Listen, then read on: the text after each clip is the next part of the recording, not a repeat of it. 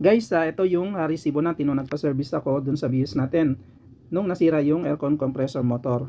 17,300. Yes po, 17,300 ang binayaran natin.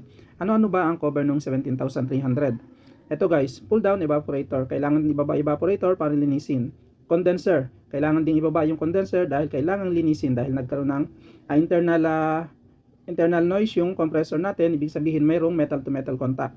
Compressor, kailangan ibaba dahil papalitan ng bago. General cleaning, kailangan linisin yung buong system ng aircon natin. Flushing, ito yung flushing, isa-isahin na hanginan yung condenser, evaporator, pati yung mga pipings para matanggal yung mga metal debris na dala nung metal to metal contact. Leak test, kailangan i-leak test yung condenser natin, evaporator, pati yung mga pipings. Vacuum, ito yung bago mag-charge ng freon after malinisan, kailangan i-vacuum ang system.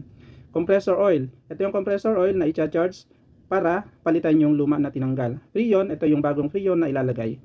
Filter dryer, kailangan palitan ng filter dryer dahil nga nagkaroon ng metal to metal contact. Labor, siyempre labor ito ng pull down tapos yung pag-install. Brand new compressor, ito na nga yun. Ang brand new compressor guys is nasa 9 to 12,000 depende sa brand at sa seller. Pero yung mga original na Denso, mas mahal pa doon. Lalong-lalo na yung original na Toyota compressor. Expansion valve, kailangan palitan. Flushing solution, ito yung solution na ginagamit. Chemical sa pagpa-flushing.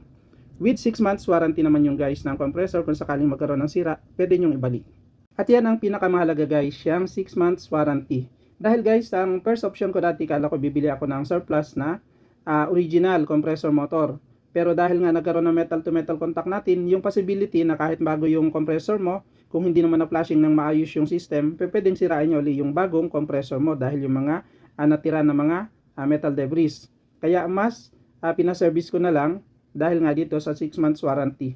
At least palagay pa ako. Senior ko lang sa inyo pero wala po akong personal na connection dun sa shop na pinagpagawaan ko.